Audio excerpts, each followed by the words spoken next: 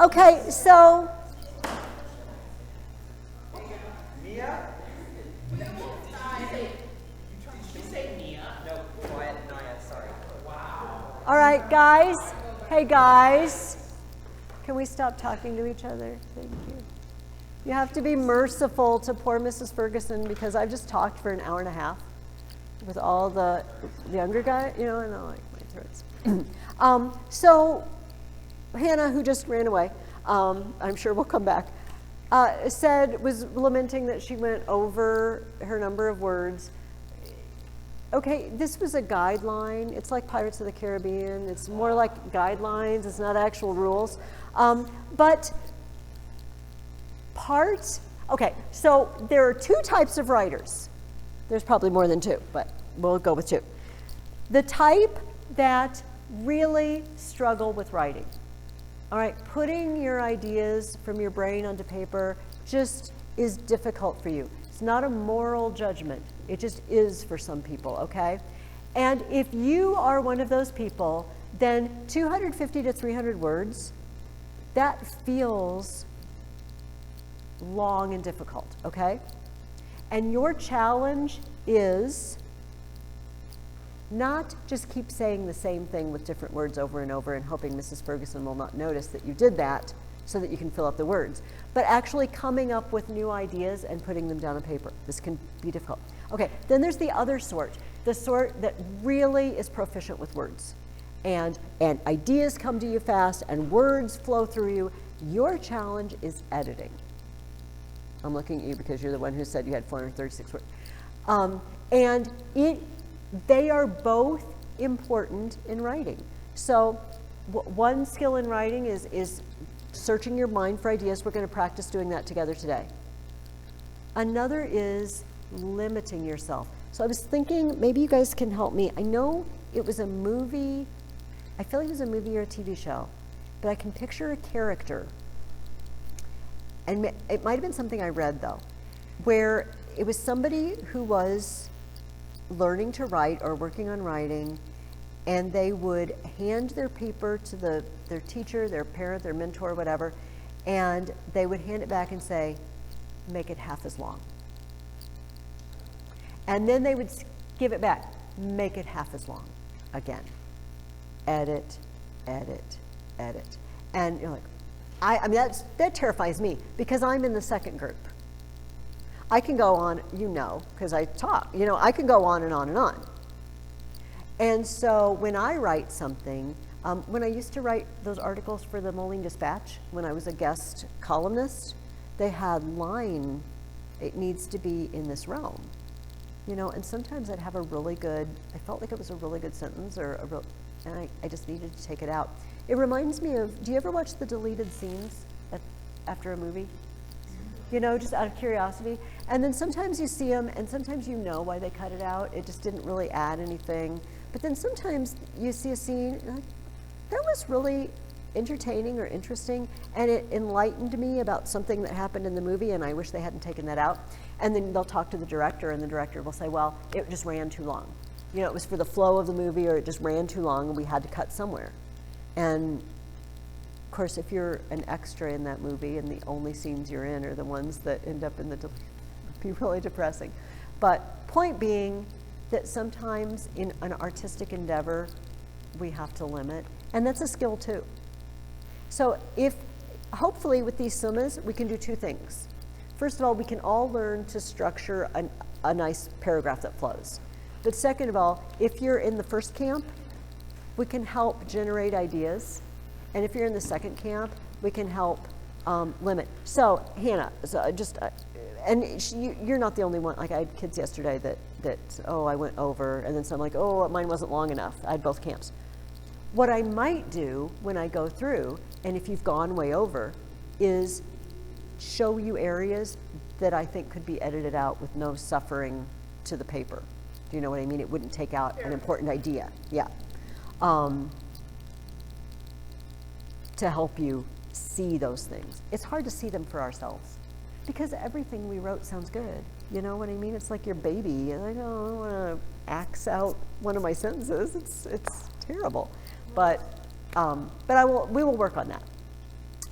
We're going to look at our writing first today, just because we get talking about the Iliad and we just kind of go, and then it's 2 minutes till we're supposed to leave, and then I think, oh my gosh, I haven't told you about your writing yet. So let's just tackle that first, and then we can have at it with the Iliad. We are going to start our first longer essay of the year this week. We are going to start it. You people who did Lost Tools of Writing from the book, or those that you did with me last year, do you remember when we did the 3 weeks? All right, a week of invention, a week of arrangement, and a week of elocution. We're not going to spend 3 weeks on every single essay because I think that's just a little much, frankly. But to start out, that's what we're going to do, because some of you, oh, I know how to do this. This is not a problem. Some of you, maybe you haven't done it. And it's not fair to just throw someone in, you know, when they've never done it before. So, that said, if all I ask you to do this week is the invention, you know, brainstorming ideas, you don't really get a chance to write anything, do you? And we wouldn't want that, because that would be sad. You wouldn't be able to get the practice. So we're also going to do another one of these summas, another 250 to 300 word, and here is your topic. Where is your topic? Does Achilles love Patroclus more than himself? And we're going to discuss some things today that may shed light on that. He cares for him, but who's number one in Achilles' heart? Achilles or Patroclus? Yes, Carson. No, that is the topic for your summa. We're going to work on the essay in a minute. So that is 250 to 300 words, 1 paragraph for next week. I just want to hear what your opinion is, all right? And what evidence you have to back it up. Yes, Kyle? Are you writing both sides, or are we writing our opinion side, 250 words, or are you writing both sides? You're writing your opinion, that you're answering the question, yes or no. I don't want you to answer it twice, I just want you to answer it once. Yes, he does love him, and here's why, Mrs. Ferguson. No, I think Achilles cares for himself way more. Here's why, Mrs. Ferguson. Make sense? Okay, good. So, does everyone understand? Does that make sense to everybody? Yes. So the thing we just did, and Alex, when you print it out, you're just going to put it in your backpack, right? Awesome. With the other stuff too, so I get to read your stuff because I don't get to read it.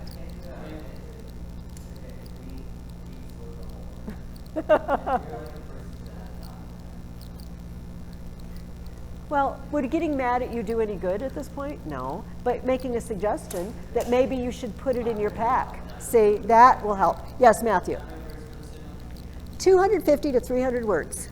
That's what we're shooting for. If you end up with 350, not going to beat you. It's not a problem. But you know what? I'm doing this because sometimes, and maybe your mom has done this, maybe CC used to do this, but you're going to get assignments where, you know, if you go to college, where the teacher says, I want it in this, usually it's a page range, and they're not going to be happy if you go way over or way under. They're not going to say, oh, I'm so happy you thought of so much extra that you wrote 3 extra pages. They're going to say, you know what, this is too long, cut it down. And maybe they won't, maybe I can be nicer about it, you know, than some teacher in the future might be. The essay, by the way, I learned something this summer. No, it was last summer. I learned something this summer too, but it was last summer I was doing this. It was before we did the modern year for the high schoolers, and I was, there's a French writer that always comes up in every collection. He's always mentioned in every history book, Montaigne. I'm gonna write his name, but you don't have to write this down, okay? It's because he's French, he's got these crazy names. Okay, Montaigne. And he wrote, twisted up in my cord, he wrote essays on just anything and everything, like on food, on reading books, on taking walks, on, I mean, just random stuff. And he very, of course I was reading, I don't read French, I was reading it into translation. And it was just very elegant, it was just fun. You know, they were just lighthearted essays. And I got to thinking about the word essay that we're gonna write. When I was a really little girl and I first heard this word, I thought it was S-A, and I thought it stood for something. Didn't know what it stood for. I was really wanted to know. And then I found out. An essay. Sometimes in old books, they still use the term essay in this way, means a trial, an attempt, not like a trial in court, an attempt to do something. Like, I will essay to make the Iliad interesting to you. That's what essay means.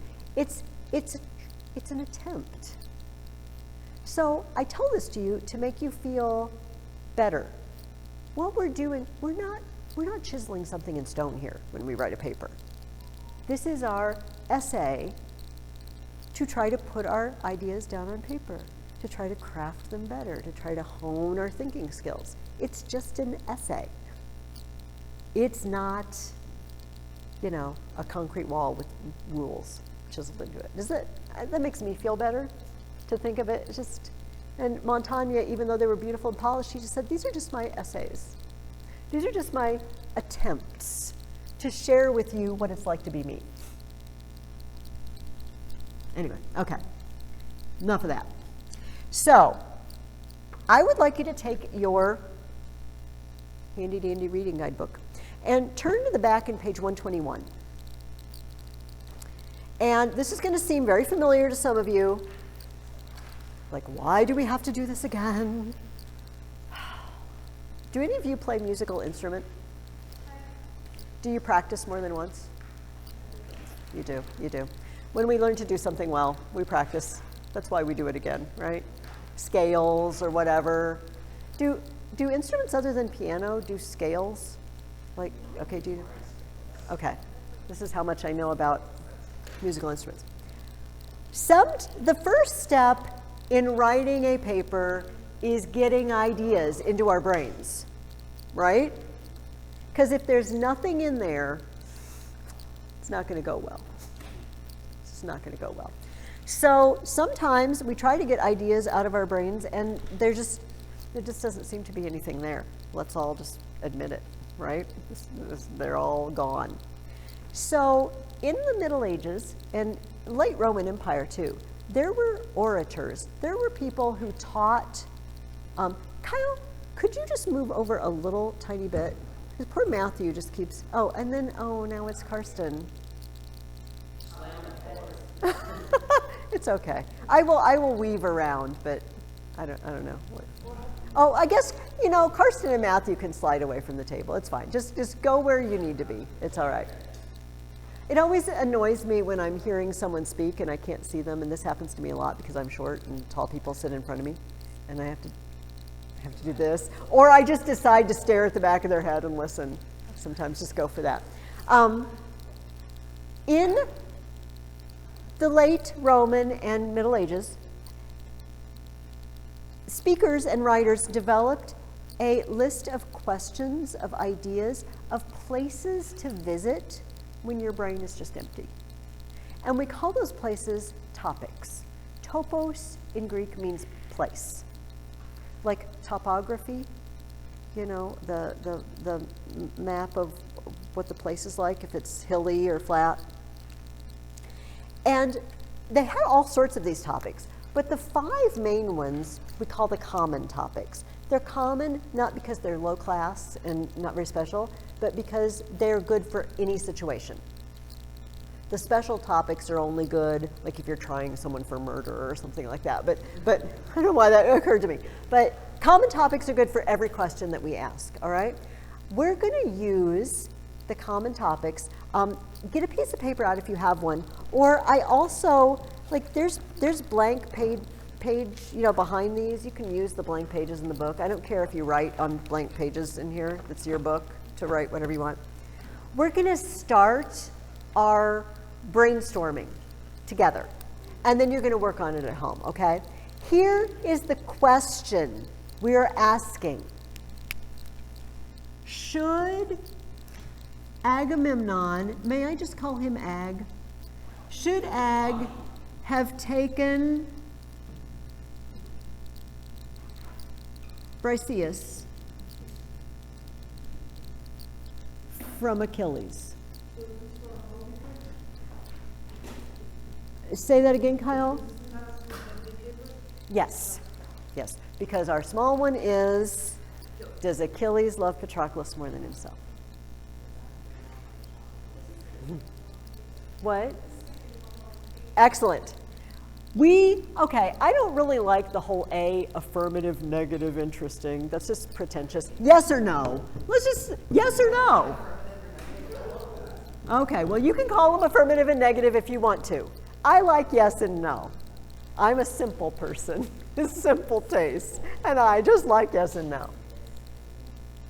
Here's how we can use the common topics. Now, you may already, it sounds like Abby already has an opinion on this, and plenty to back it up. Maybe you look at this question as like, yeah, don't know, don't care. Or maybe you're probably somewhere in between. What I'm going to do is show you, this is Mrs. Ferguson using the common topics to make her brain work.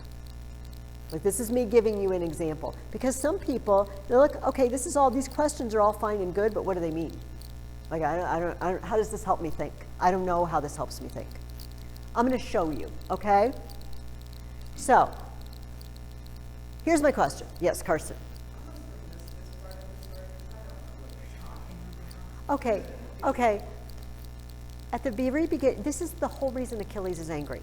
Achilles had a slave girl, Odysseus, and Agamemnon came and took her out of the camp. Do you remember, this is why Achilles is angry. It was in the first book. So I'm just going to recap for Karsten, because maybe somebody is in the same book as Karsten. At the beginning of the poem, they had captured a girl, a slave girl named Chryseis, and her dad was a priest of Apollo. And he got really angry because he came to the Greeks and he said, I'm a priest of Apollo, you should really give my daughter back. And Agamemnon, who owned her at that time, said no. And the priest prayed to Apollo, and Apollo sent a plague in the camp. And Greeks were just dropping like flies. And they all went to Agamemnon and they said, Agamemnon, you need to give her back. And Agamemnon's all, well, she's my prize, and I don't see why I have to give up my prize. So if I give up my prize, somebody has to give me a replacement. At this point, Achilles stood up and said, yeah, Agamemnon, where are we going to get a replacement? All the war booty has been dished out. What are you going to take someone else's away? You know, Agamemnon, you give her back, and when we take Troy, we'll give you first crack at all the stuff. Just give her back so the Greeks will stop dying. Agamemnon's like, no, I get something, I'm going to come to take someone's, maybe I'll take yours, Achilles. And Achilles just loses it. And he goes on the little tirade. I read part of it our first week, or the first reading that we did. He said, you know what, Agamemnon? You always take everything. I fight, I'm the most valuable player on the team. And I sack all these cities. And I leave with some paltry little scrap. And you take most of it. And you don't do the fighting. You're a jerk. That's my edited, enhanced version. He did not actually say you're a jerk. And so Agamemnon said, oh yeah? We'll see. I'm taking her. I'm taking yours. And so the next day he sends guys into Achilles' camp and takes the slave girl booty that has been awarded to Achilles, Odysseus.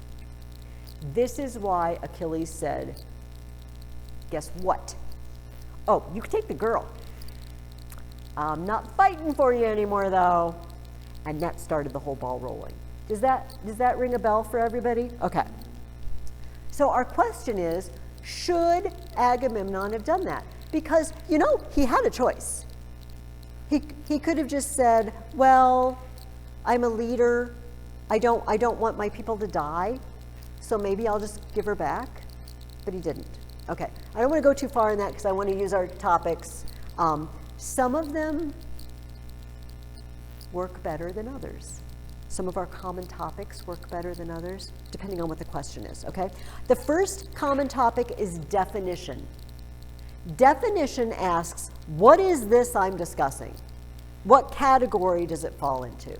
Well, it seems to me I am discussing taking away something that you've already given. And do we do that? Like, do you give people presents and then say, by the way, I would like that back now? That's just rude. We don't do that. And weird. Yeah, definitely. So I'm going to put this at a big no. We don't ask for gifts back.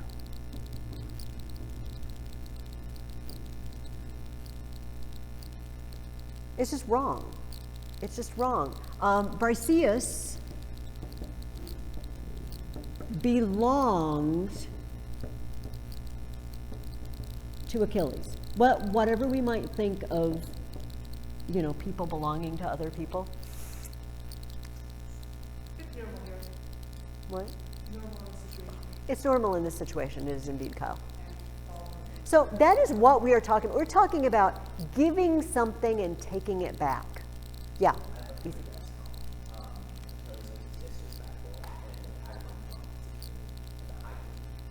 Okay. So, but can you hold on? Because I want to work through just to stick with each topic, first of all. So does that help us with, does definition, like, are you thinking of that from that? That goes to... Yeah. So, okay, say that again, because I'm not going to remember when we get there. But, well, actually, we're going to move to comparison now.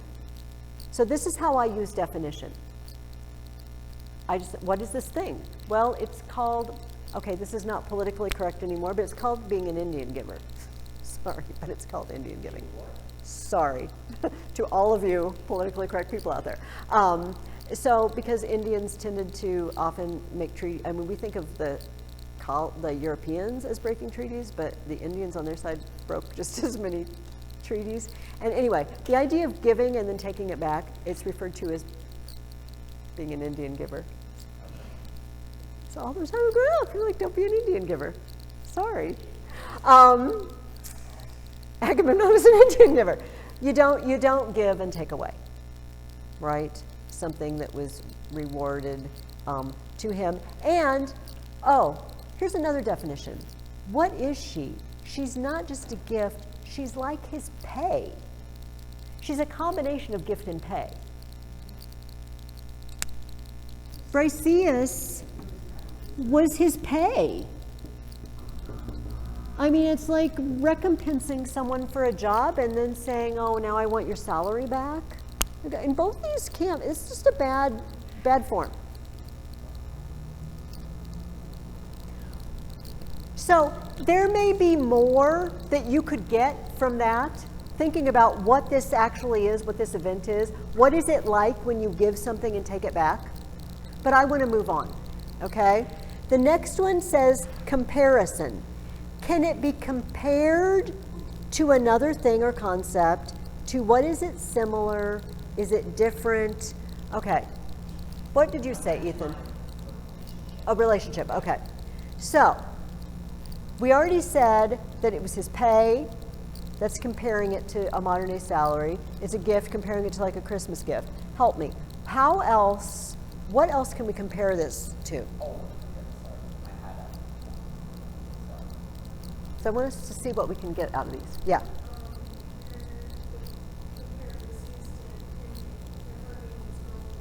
Oh, yes. So it wasn't, you mean that Briseus was Achilles' girlfriend? Yes. Okay, so we can compare it almost to like a girlfriend relationship, marriage relationship. So, okay, so Briseus is also Achilles' girlfriend. So it's like kidnapping. Taking her is like kidnapping. So a girlfriend is like, you know, you said.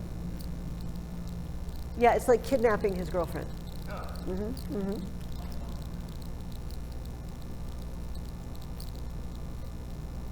You know what I would like to compare it to? Another situation. Okay, Kyle, yeah. And the one that Agamemnon lost to Odysseus. Say that again. The one that Agamemnon lost compared to Odysseus. Yes, good one. That is exactly where I was going to go. So Agamemnon, I feel like this is a yes. Agamemnon lost his gift, reward, pay, possible girlfriend. Yeah, Achilles didn't make him lose it, but he lost her because of the plague, because she had to go back to her death. So if he has to lose out, maybe it's only fair that Achilles has to lose out. Agamemnon is in charge.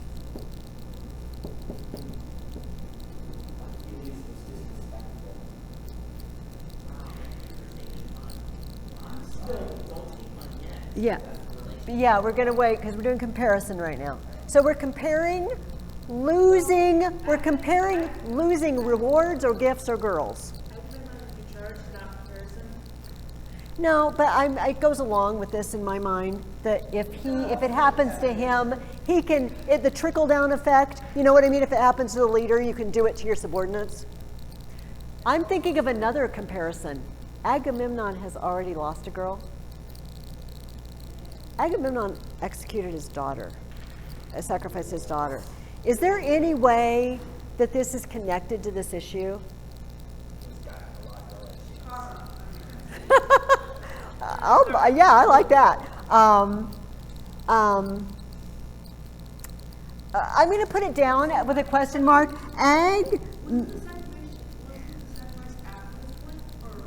No, wait, it was before they ever left Greece. I'm going to put it in the middle. This is going to be my interesting, you know what I mean? I don't know what to do with it. Ag already lost his daughter. So it could be karma. I like that. Girl issues. Maybe he has psychological issues going along. We're not sure what to do with that information.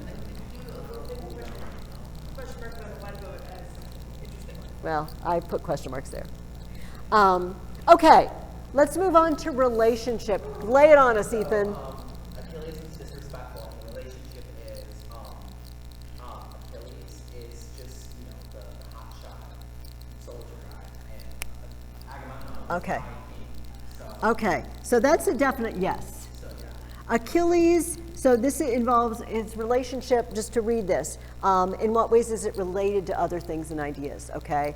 And I put, what happened before, what happened after, what might it lead to. This one's a pretty broad one. Relationships are a really good one. So Achilles was disrespectful.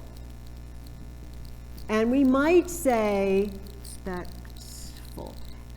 We might say he asked for it. One could argue that he was just kind of asking for it. Yeah, Kyle.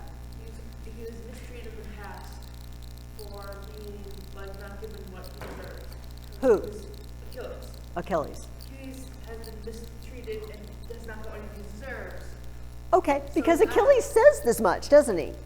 Like, you don't ever give me my just desserts. I always leave with some scrap from. So why did you give him up? Yes. That's a no, right? Because Achilles, can you guys see around this chair? Achilles never, according to himself, gets enough loot. Do you need me to move this stuff for you guys? I like relationship. I like the question because that answers what causes it. Yeah, and Go ahead. he doesn't have enough in the first place to take from him. Edmund really has 10 times the amount from Achilles. Okay, so we're saying ag already has plenty. Okay. Okay. Well, that's why I'm also saying it, so that you can, but I will move the chair briefly. No, see, we could throw that in. He is the high king of Greece. He has a lot of stuff at home.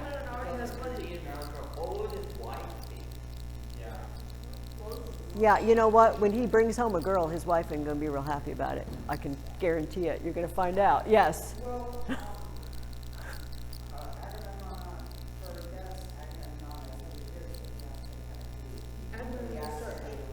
Okay. So that's but that's a yes. Well, okay, but that's two things. We've got two issues here, right? Agamemnon really does need to return Apollo's priest daughter. Like that's not, I don't think that's negotiable. That needs to happen. But does he then need to replace her with someone else? And I feel like maybe, Karsten, that's hitting the, you know, he has to do what he has to do. Well, yeah, but he could do it without claiming other. Yes, Ethan. Okay, so basically, Achilles is, no, Agamemnon is being childish. He's childish for trying to take his girl. So. Okay, so Ag seems childish.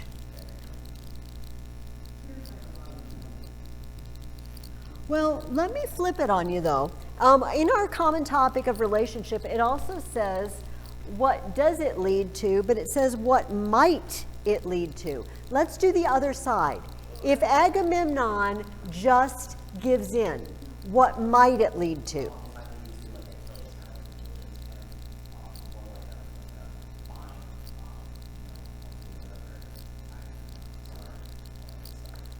Okay, so explain. So Achilles, what might happen is if Achilles yields to Agamemnon, that could happen. That's an option. What would be the outcome of that yielding? Would that be good for Achilles? Would that be good for Agamemnon?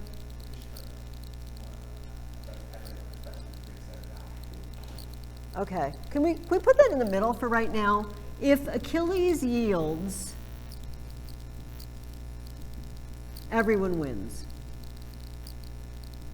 Now, do we mean Achilles yields by giving up the girl? Either giving up the girl or by just like yielding Okay. Okay. Let's put that. You guys can do whatever you want to with that idea. Yeah, Kyle. Before we move on to this, I didn't want to replace it in terms of fold and make it sit. Yes. Okay. So let's see how it's said then. Ag could. And will replace it in. Well, at this point, they don't know that they're going to take a city, so we'll say you can say will if you want to. I don't care.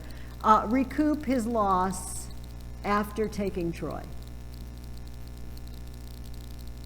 Hang on, Karsten had something. Yes. Agamemnon needs to show his authority over the entire situation. Ag needs to demonstrate authority because what could happen, let's go back to my what might happen, if he just gives in, Agamemnon just gives in. Okay, Achilles, you're right. Then Agamemnon might look kind of like a weakling and a jerk.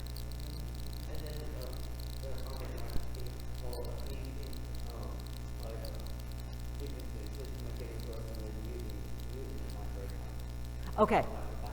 Okay, so that's if Agamemnon gives in? Okay, so let's put these as subheadings. He needs to assert his authority. Mutiny could break out if he doesn't. If they say, oh, the leader has proven himself to be fairly weak, I think next time he tells us to do something, we don't need to do that either because Achilles gave in. Yeah, Kyle, what do you think? So, Agamemnon needs Achilles' help. Okay, so that's a good reason to give in. So, Agamemnon, yeah, no. yeah, so Ag needs Achilles' help.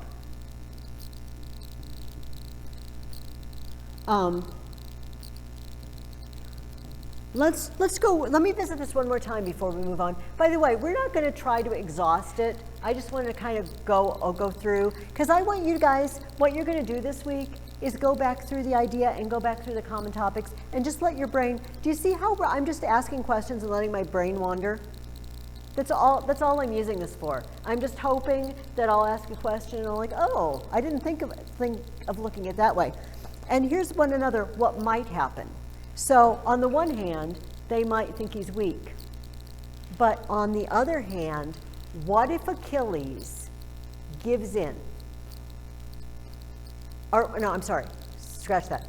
What if Agamemnon gives in and doesn't take her? Everybody might say, oh, we love Agamemnon because he's so merciful.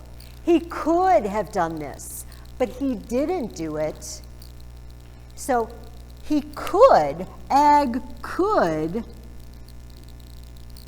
show mercy and be more loved, which it sounds like he kind of needs.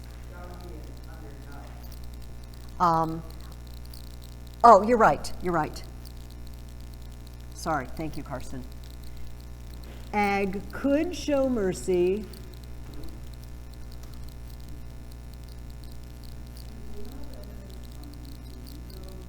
Well, it seems that way. Let's blow through. What's our next common topic? Circumstance. What is happening at the same time elsewhere?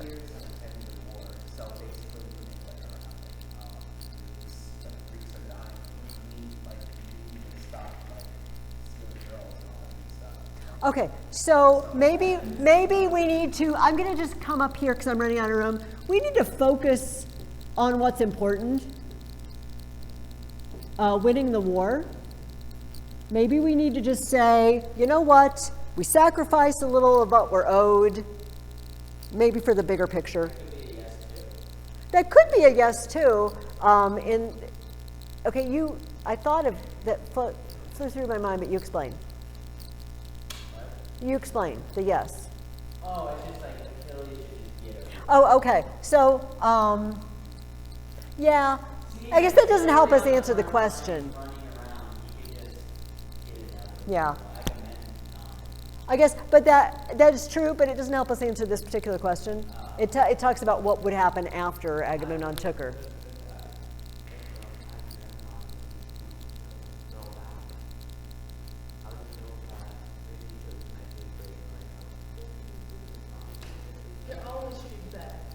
Oh, so you think Briseus may not be as safe and fare as well under Agamemnon?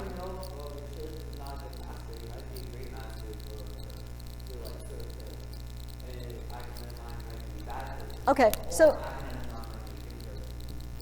let's ask a question. Is Ag a good slave girl master, for lack of a better term? Who knows?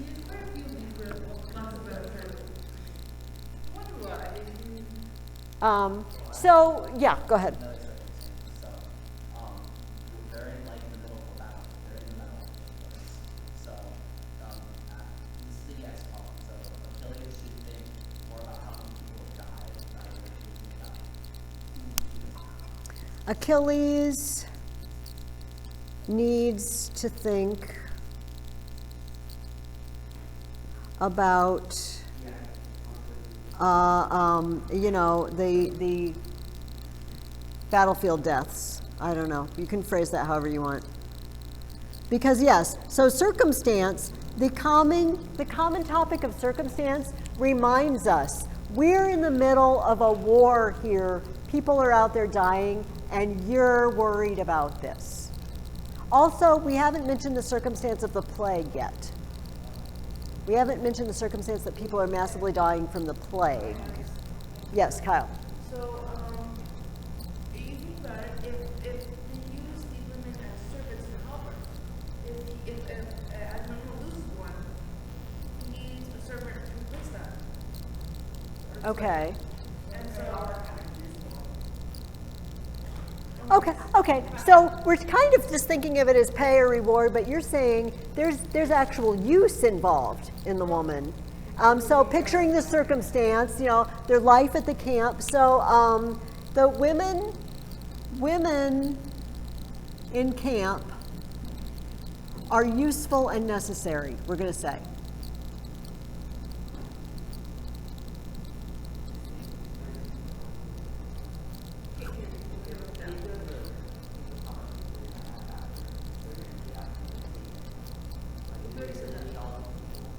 Oh, so you're thinking that getting rid of the women is a good idea. Okay, we could put that down. Yeah, women, slave girls, eat your food, and don't produce anything. Okay, that would be the other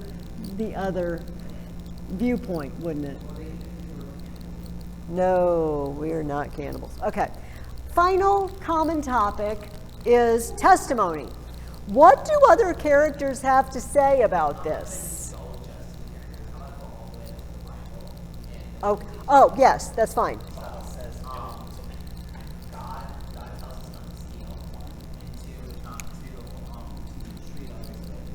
God, don't steal,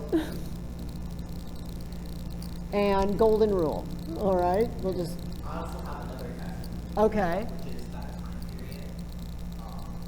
It was culturally acceptable for the Okay, so High King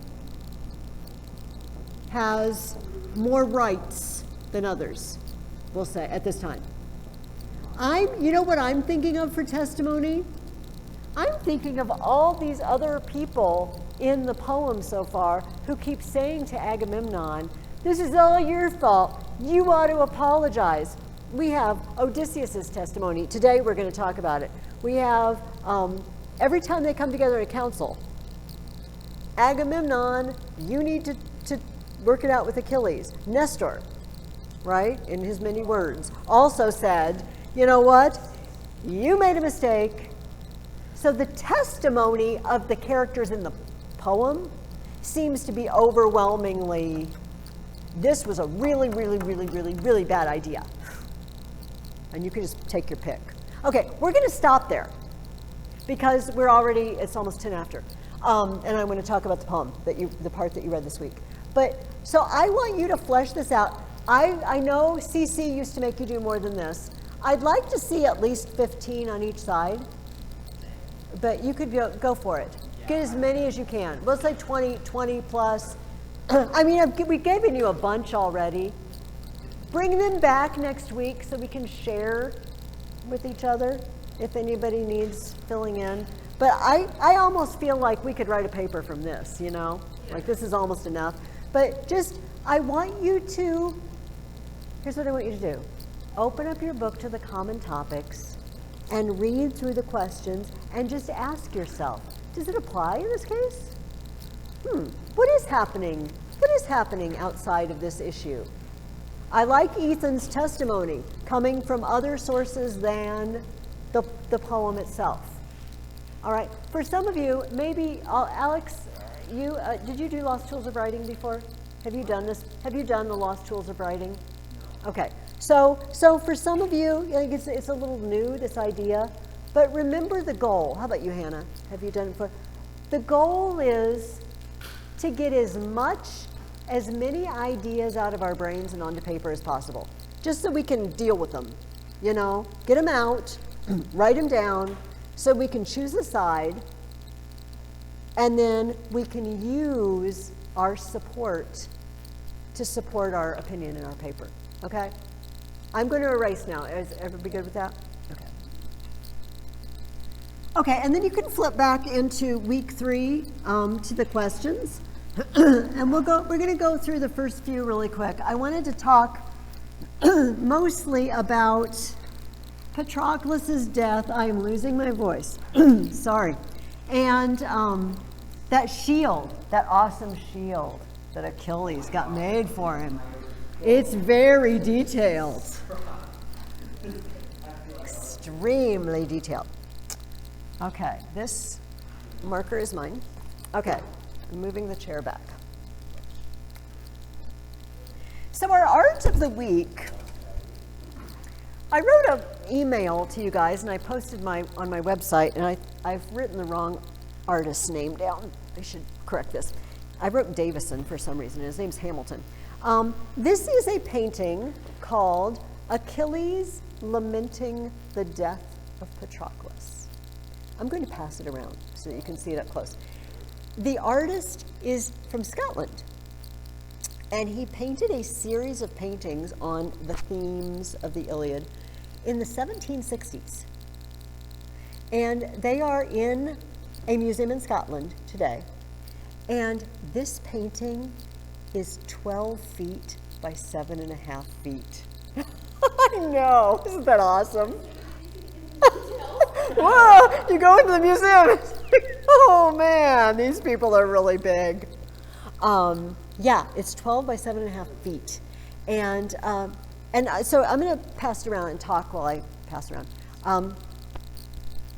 Once again, pointing out, just like the first week when I brought in Botticelli's Birth of Venus, that this plot, this event, this literature has inspired other artists and writers for thousands of years. You know what? Okay, if I look it up on my computer, I will screw up my recording. But my son listens to all sorts of very weird bands. Both of them do, but very offbeat, obscure bands. And often who write things, like there's one band that writes music based on World War II. Like it's heavy metal music, but it's all, yeah, they listen to Sabaton. Not just World War II, it's other. Oh, okay. They've been to see Sabaton in Chicago. Anyway, and I don't know what band this is. I don't think it's Sabaton, but there's a 28-minute track about Achilles with 8 movements, 8 portions. I know, I downloaded it. I'm not a heavy metal, lover. And yeah, and I said, oh, I should use this for my kids. I'm like, when am I going to play a 28-minute heavy metal song for my students? Not really going to happen. But the thing that I thought was so cool was, are you kidding me? Some heavy metal band decided to write a song about Achilles? Because they could. I think it's cool. Sabaton, I'll have to tell them. Nightwish, they also like Nightwish. Do you know Nightwish? I think I've heard of, I'm not really into it that much. I've more like heard of them, or Powerwolf or whatever. What? I think I've, Powerwolf. Or something. Yeah. What the heck? Thank you. Okay. It's a weird genre. It's very, yeah, I listen to some, also they listen to like piratey music. It's like, my son in Chicago, he goes to see this band, it's pirate metal, and they have like decorations, like piratey decorations on stage. But once they ordered, they were ordering a palm tree or something, but it came and they actually ended up with a huge inflatable rubber duck, and so they put it up on stage. My sons are interesting. Okay. All right. In book 13, moving on from pirate heavy metal to, we have the Trojans smack up to the ships, right? For the first time in 9 years, they've spent the night outside, and it is just tug of war there at the ships. It is brutal.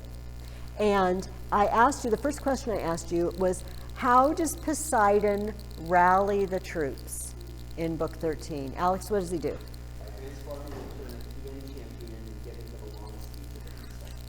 Yes. Insults appear to be quite effective among these people in getting them motivated. Honestly, that wouldn't rile me up to kill the enemy. It'd rile me up to Kill the guy. Yes, so he goes around in disguise saying, oh, you're all a bunch of sissies. My grandma could do better than that. He didn't actually say that, but that was the gist of it. But he also does something else. Apparently, the gods can do this because they just can. And he sped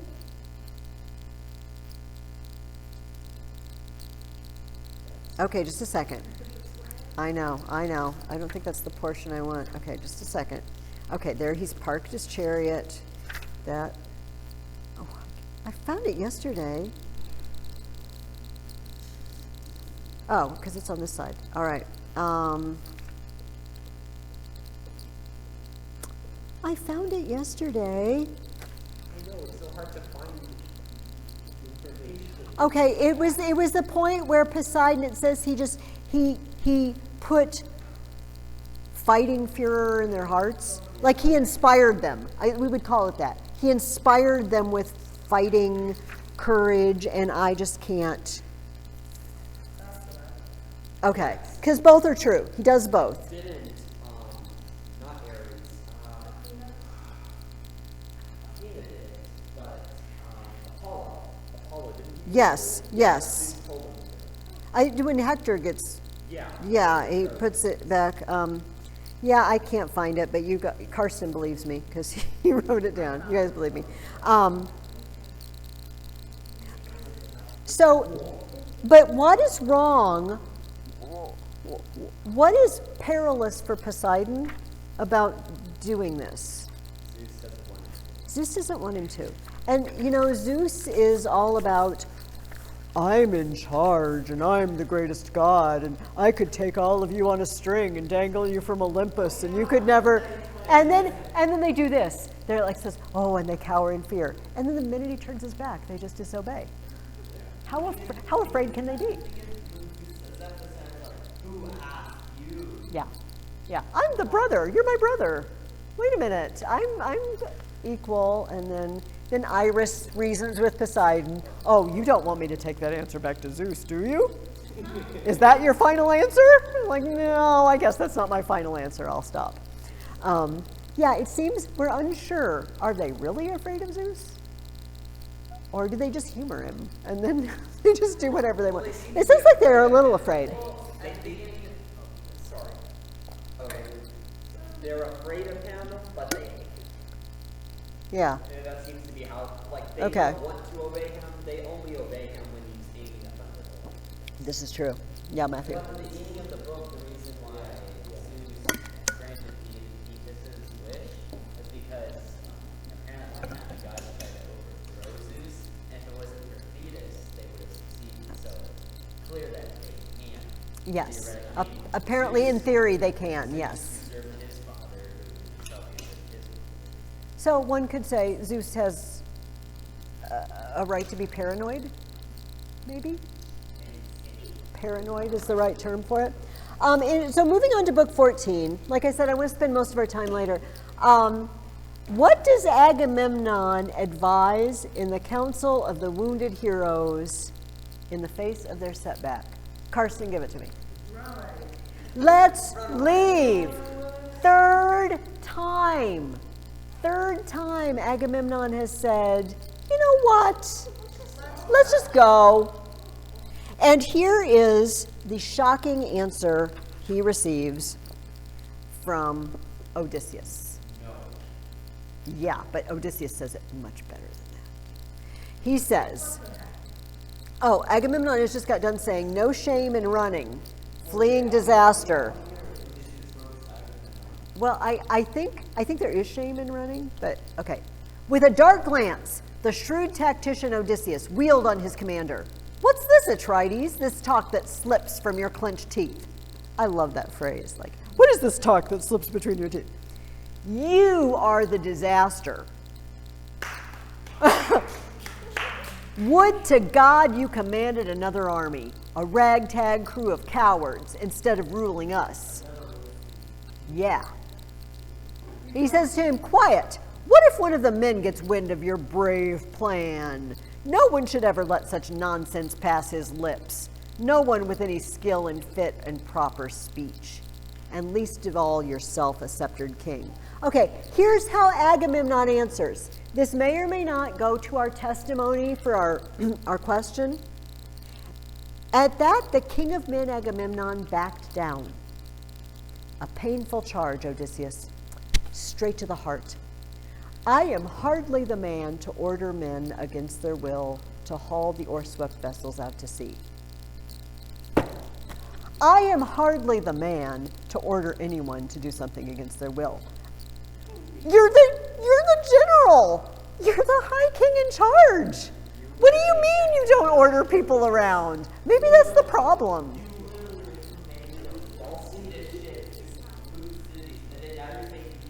Yes, oh, I'm not the sort. It's not my place to order people around to do things.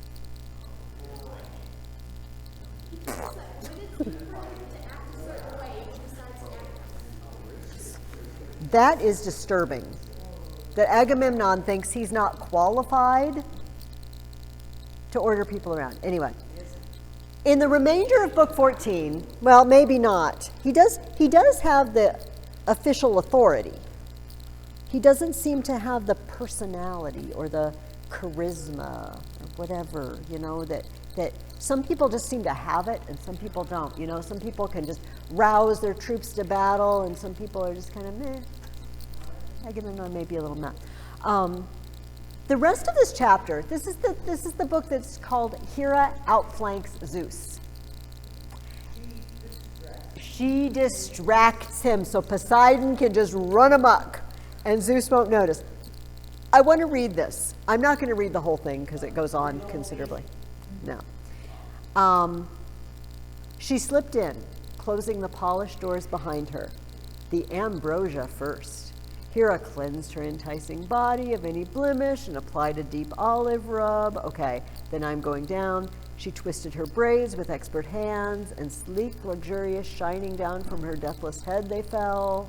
And then round her shoulders she swirled the wondrous robes. She pinned them with a golden brooch, sashed her waist into her earlobes. She looped her earrings. She draped her headdress. She fastened her sandals.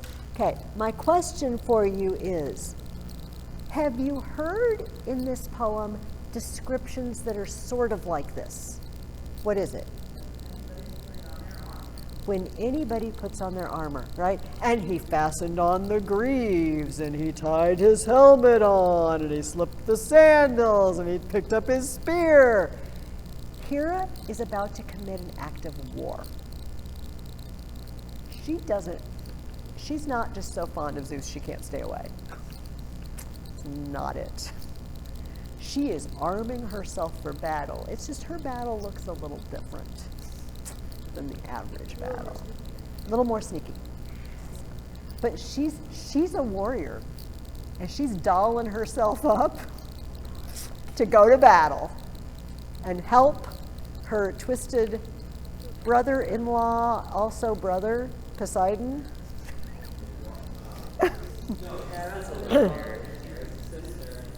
Yeah, and Poseidon is Zeus's brother, so brother and brother-in-law. Okay, I asked you this question for no good reason except that I love it. At the end of book 15, there's an epic simile. What does Ajax get compared to? A stunt artist on a horse. I picture a circus rider, like a trick rider, and he jumps from horse to horse. He's going around the ring, and I can just see Ajax, and he's got his javelin and his sword, and he's just jumping from ship to ship, and just spearing down the Trojans down below. How close the ships have to be for him to I don't know. Maybe he's just a really good jumper. He's big Ajax. I feel like he can do a lot. He's Ajax the giant jumper. Well, he's still heavy.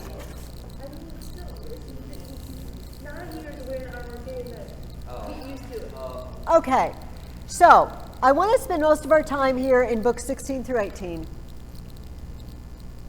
Patroclus is still, remember, in the camp with the guys that have been wounded, and he's ministering to the wounded guy, heals wounds, and they hear the shouts. They hear Ajax is leaping around and spearing people, and everybody's screaming. And hark, what is this sound that I hear? Oh my gosh, I think the Trojans are about to take the ships. And he goes back to Achilles, but unfortunately, one of the last things Patroclus has just heard is Nestor's suggestion why don't you just put on Achilles' armor? And they'll think it's Achilles. And you'll give the Greeks a break, and they'll be fine. Everybody will be fine. No harm. You just go out there and show yourself, and then come back. And the Greek armies, the Trojan armies will just scream like women and just fling. Sorry to all the women in here, but that shrill. It's funny when a man does it. And run away, and so the Greeks can catch their breath. So, Patroclus comes back, and he asks Achilles, but he says this, and I think this is an enigma to me. I need your feedback on this. He says, he's berating Achilles that his heart is so hard because he won't go back and fight, and all these guys are dying. But still, Patroclus says to him, but still, if deep down some prophecy makes you balk, some doom your noble mother revealed to you from Zeus, well and good. At least send me into battle quickly. Let the whole Myrmidon army follow my command. Okay? Achilles, I don't understand why you won't go out and help, but if there's some prophecy that's keeping you back, that's fine, just let me go out. Now, we know that there is. Short life, much fame. And we know that time's a ticking. Achilles doesn't have much longer. Events are being set in motion here that's going to lead to Achilles' death. But it sounds like Patroclus doesn't know. And here's what Achilles says. No, my prince Patroclus, what are you saying? Prophecies? None that touch me. None I know of. No doom my noble mother revealed to me from Zeus. Achilles, yes there is. And have you ever heard the phrase, methinks the lady doth protest too much? It's a Shakespeare, from a Shakespeare play. In other words, when you protest something isn't true, it kind of makes it sound like it is. What? Cookies? I didn't see any cookies. I didn't taste a cookie. I don't know where this chocolate chip came from on my shoulder. Okay, when you protest vehemently, it makes it sound like you're protesting too much. And he goes, no, not a prophecy, not anything I know of, nothing my mother told me. I don't understand. I'm just telling you, you guys, I don't understand this passage.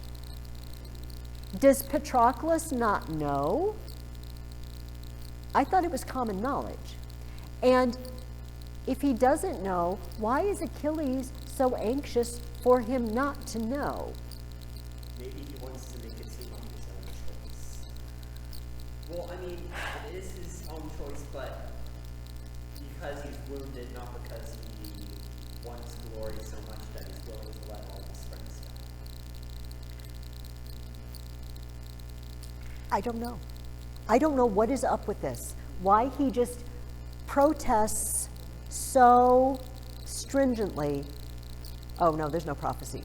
Someone yesterday, and I thought this was a reasonable suggestion, had the idea that perhaps he doesn't want to depress Patroclus right before Patroclus goes into battle and say, yeah, you know what? Mom tells me that I'm going to die pretty soon because I'm going to have a short life and really long glory, but good luck with you. Have a good fight. That's kind of a depressing thing to hear if he didn't already know.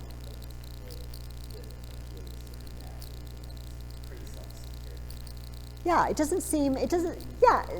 good point. Is sparing Patroclus's feelings, this kind of goes into our short answer, our summa. Where does Patroclus rate on Achilles' friendship scale with him? Yeah, Gabby. What if he doesn't want to see by wanting to live? He doesn't want to see that he doesn't out his life and he doesn't have a choice. He doesn't want to see weak or self. He doesn't want to see weak, and he's choosing a long life, more shameful in their culture. Because someone, I think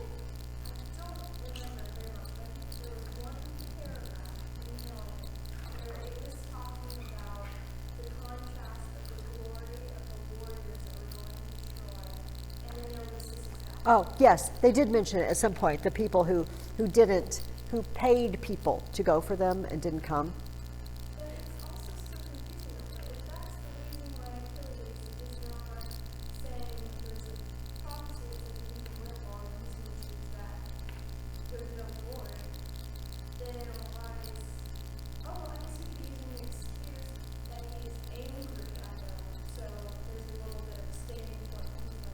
Oh, I'm angry at you, Greeks, for not returning my girlfriend back to me. So I have a reason to be mad at you, but my real reason is that it's Yeah, because, it was only the day, as far as we know, it's just the day before, that the embassy went to him, and he was actually threatening to leave.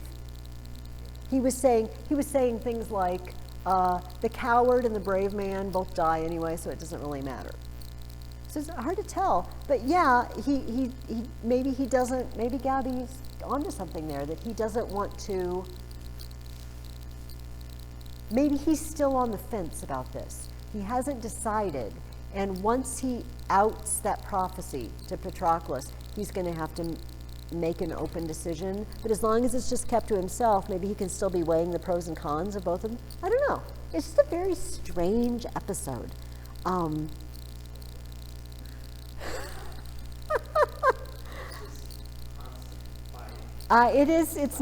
It's not something that's normal for us. Like, this is just very different.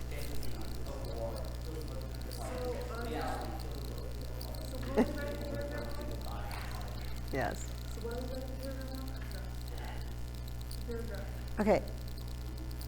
Does Achilles love Patroclus more than himself? Yes. Okay. So I'm going to read a little section here, and this might also enlighten your answer for that. I guess I'm swaying you one way or the other. But here's what he says. Achilles, I'm not going to read the whole thing because it's 2 pages, okay? But I'm going to skip around, and I'm going to emphasize the word that I am emphasizing. I'm going to emphasize the word that I want you to pay attention to. He says to Patroclus, all right, do it. Put on my armor. If, in fact, the black cloud of the Trojans blasts down on the ships with full gale force, our backs to the breaking surf but clinging still to a cramped strip of land, the Argives lost. The whole city of Troy comes trampling down on us, daring, wild. Why? They cannot see the brow of my helmet flash before their eyes. Oh, they'd soon run for their lives and choke the torrent beds of the field with all their corpses. If only the mighty Agamemnon met me with respect. I'm skipping on. He tells Patroclus, fight him off the ships, but don't follow him all the way to Troy. Fight him off the ships and come back. Obey it to the end, so you can win great honor, great glory for me in the eyes of all the Argive ranks. And they'll send her back, my lithe and lovely girl, and top it off with troves of glittering gifts. Then he says, you can't go all the way against the walls, not without me. You will only make my glory that much less. Hopefully you heard a lot of me, my, and not a lot of, be careful, Patroclus. I hope you don't get hurt. Come back right away, because I don't want anything to happen to you. You'll lessen my glory. Don't do that. It's all about me. Now, I'm not maybe giving Achilles enough credit here. Achilles is obviously the hero of this poem, whether we like it or not. Okay? He is. We might like Hector saying, tickling his little son under the chin or whatever and Googling with him. We might like Hector more, but Achilles, as far as Homer is concerned, is the hero here. But to modern ears and eyes, he sounds a little full of himself. But again, we wrote, but justifiably full of himself, perhaps. Do you know what I mean? He's not on a, what do you call it, not a guilt, what's the opposite of a guilt trip? An aggrandizement trip. There's some phrase that, to be full of yourself, and yeah, something like he's not just making it up. He really is the savior of the Greeks. Yeah.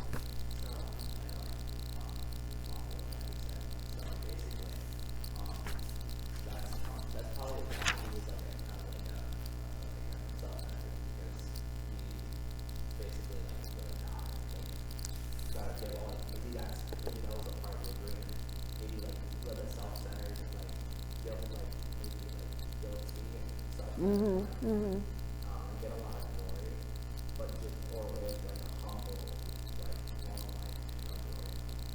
This is all Achilles has, because when we read the Odyssey, which will be, I feel like it's always much more entertaining and an easier read, but we're going to visit Hades with Odysseus, and we're actually going to see Achilles there. All right, and we're going to find out life in Hades is just it's not a bowl of cherries at all. No, there's nothing. And this is a spoiler, but it doesn't have anything to do with the plot of the Odyssey. Achilles says to Odysseus, I would rather be a slave up above than lord it over men in Hades. Okay, Hades really stinks, even if you're not in Tartarus. It's just blah. But this is all Achilles is going to have. He's going to die. He's going to go to this place and be a shade and be just sort of a nothing. And all that he will have will be us sitting in this room reading this poem about him. All he will have is his fame and glory.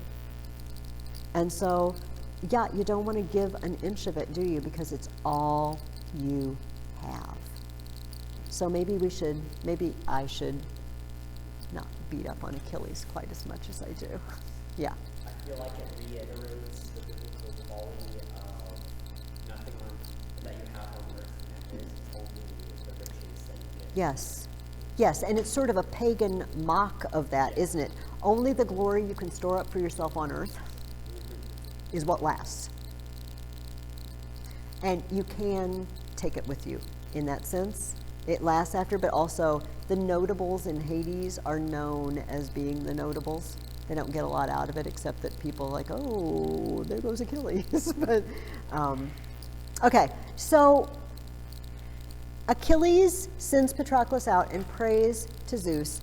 I asked you, what does he pray to Zeus and what does Zeus answer? Alex, you want to tell us? He prays for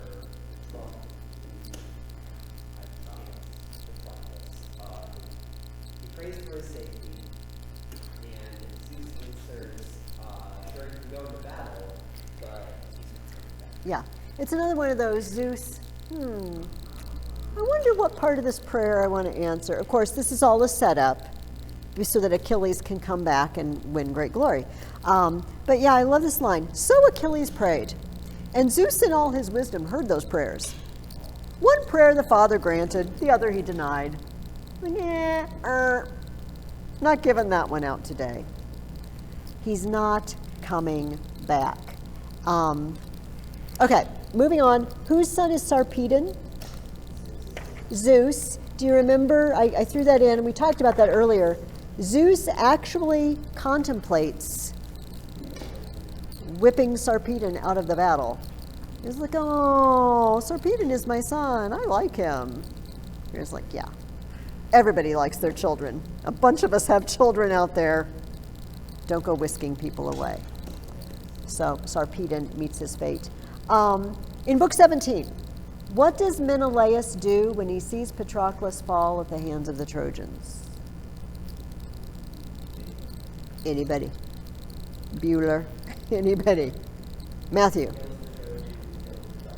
Okay. And spends time doing what then? He guards his body. Trying to guard his body. Remember, armor is fair game. Bodies, by rights, you should give them back. But it sounds like maybe they were willing, the Trojans were ready to take the body. You know, like maybe. The Greeks were worried about that. So does he succeed? No. He does. They do end up with Patroclus's body eventually, but he has to go back for reinforcements. He gets driven back. But they do rescue Patroclus's body, ergo our enormous painting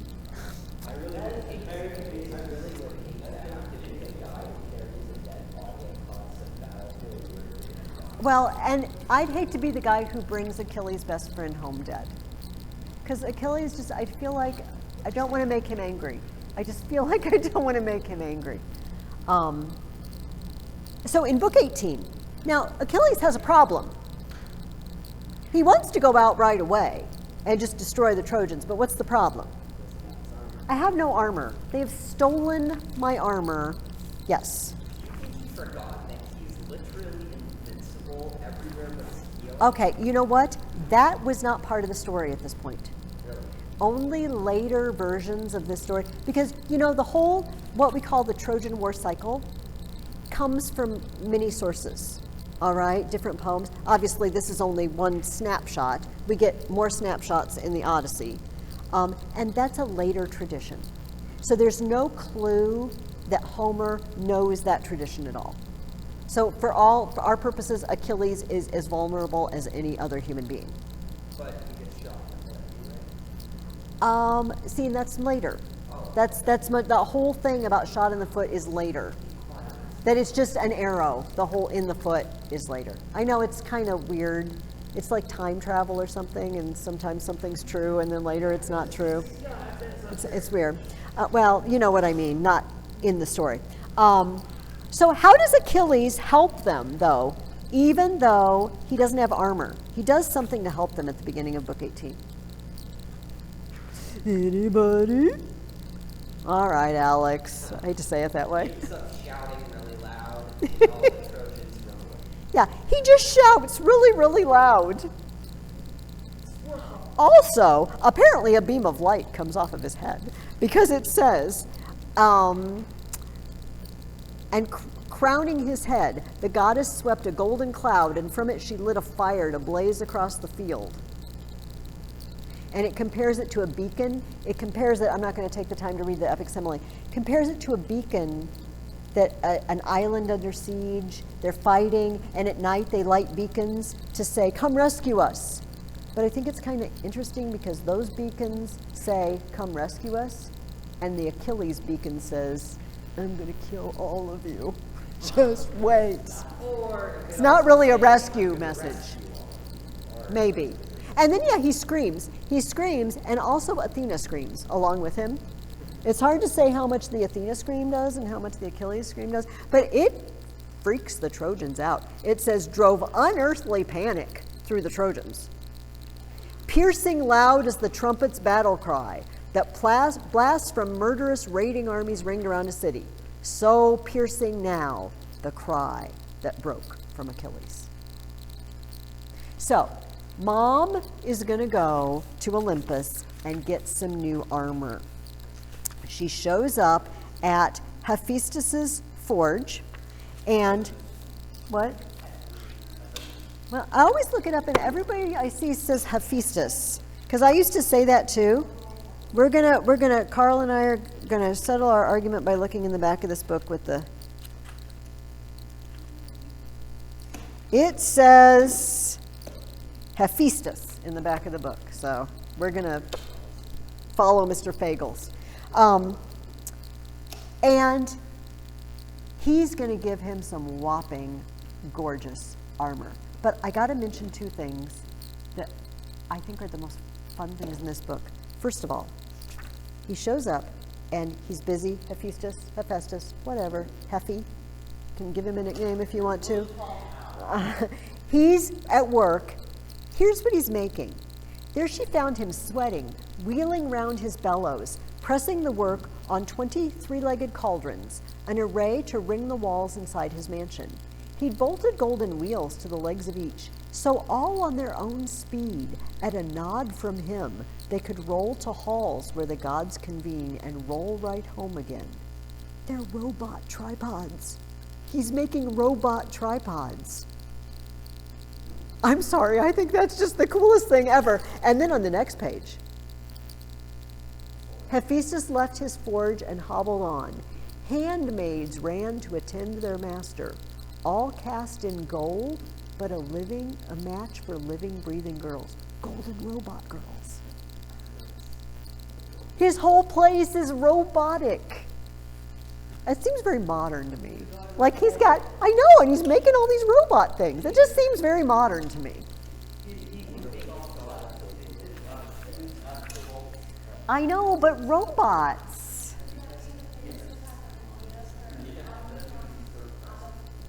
Matons, yes, yes. Yes.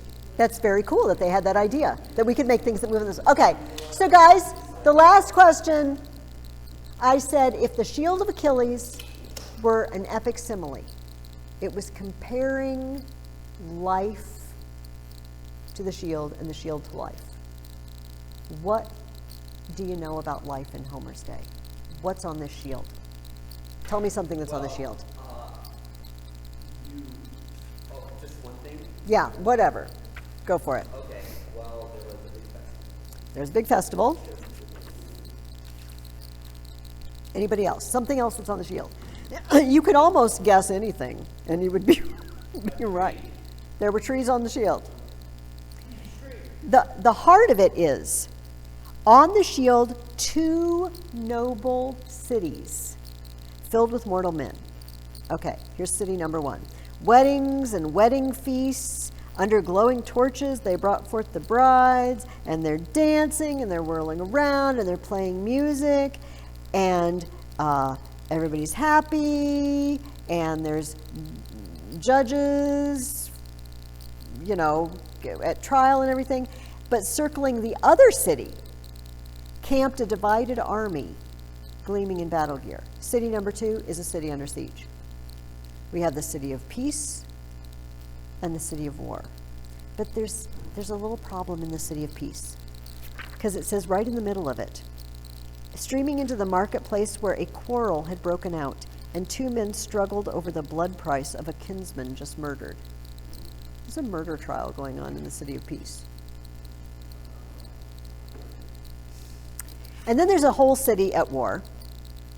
Then we have fields, farmers, cattle, shepherds. This must have been one awesome shield, or the figures must have been really, really, really tiny. They've got grapes, they've got dogs and lions seizing a bull and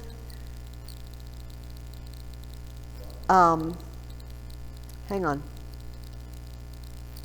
Round the edge, here young boys and girls, beauties courted with costly gifts of oxen, danced and danced, linking their arms, gripping each other's wrists. All around the edge, we dance.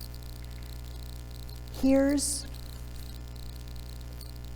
what Mrs. Ferguson thinks. This is just life.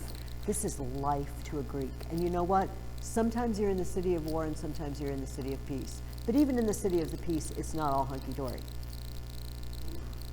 And sometimes you're taking your cattle home and a lion comes out and eats one of your cows. That's the breaks. But you know what? You can join in the dance around the edge or not. And we just don't have a lot of choice, do we? We're here. This is not Mrs. Ferguson as a 21st century Christian speaking. This is Mrs. Ferguson pretending to be a Greek speaking, okay? This is as good as it gets. There's always something lurking. But there's dancing too. And there's weddings. And there's farm fields, and there's crops, and there's big clusters of grapes on the vine. It's not all bad. But this is what we got. I don't know whether to be sad or happy about that. There's an element of truth to it, I feel like. This is what we get. We know it's a fallen world. The world wasn't intended to be this way. Lions weren't supposed to be eating the cows, and people aren't supposed to be murdering each other, and we're not supposed to be besieging cities. But it is the world we got. We can dance in it, or we can not. I don't know what our options are. Do you know what I mean? I mean, I'm sounding fatalistic, and I don't mean to sound that way, but we can be optimists or pessimists about life in the world, I guess. And pessimist, yeah. So Before I let you go, I want you to turn the page to week 4, page 15. There's a poem called The Shield of Achilles. This is written by a Scottish poet, Auden. I don't think we read any Auden poetry last year. I can't remember. And I'm reading this whole poem, even though it's not going to take that long. And I know it's time for you to go. Because you got it. Remember last year? You got to read them out loud. You don't have to read it every day, though. You don't even have to read it again after this. But again, this is post-World War I.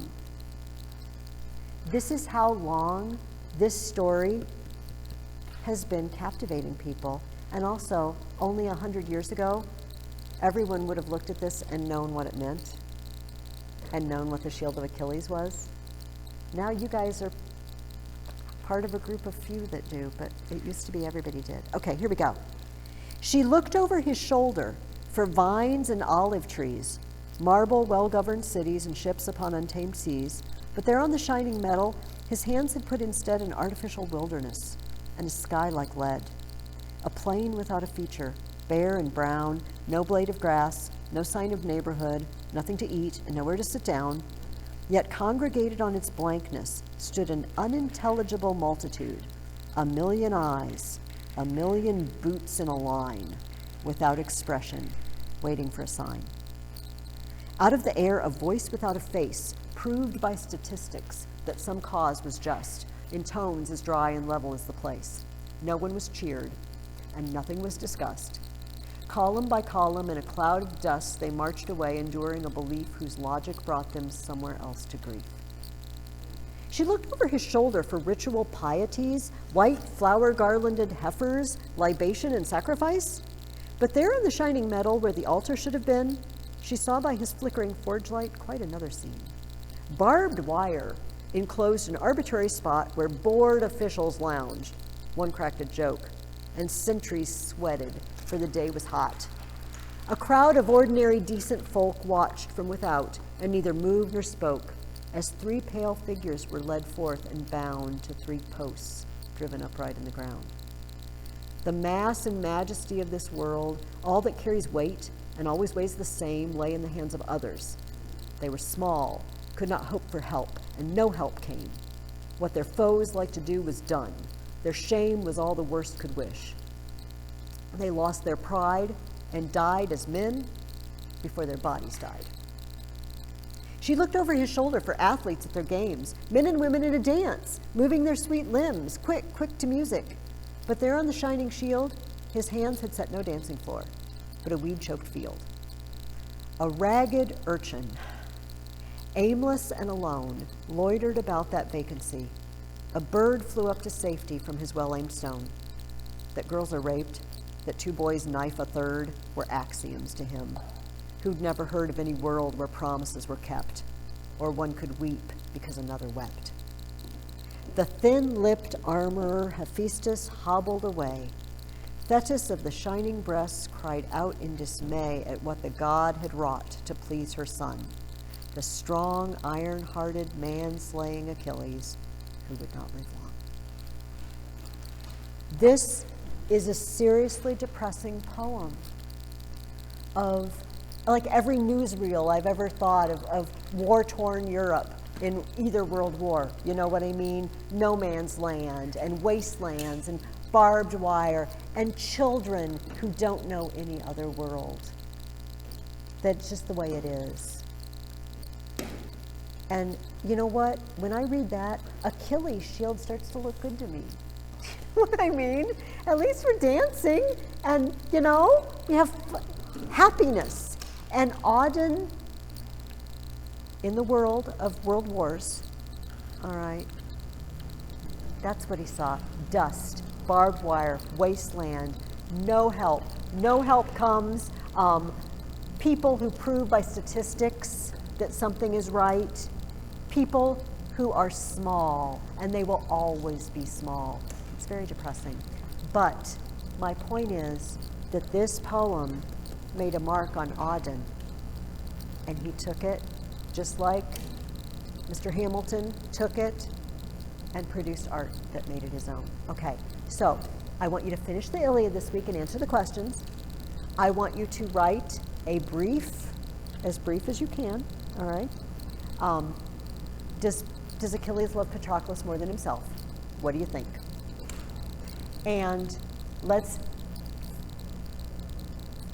round out some more of our invention, some more of our ideas about whether or not this was a good thing that Agamemnon did, that it was justifiable that he took Briseis, or whether it's just not justifiable at all, okay? And we'll share our ideas next week. Are we good? Okay, have a good week. I will see you next time.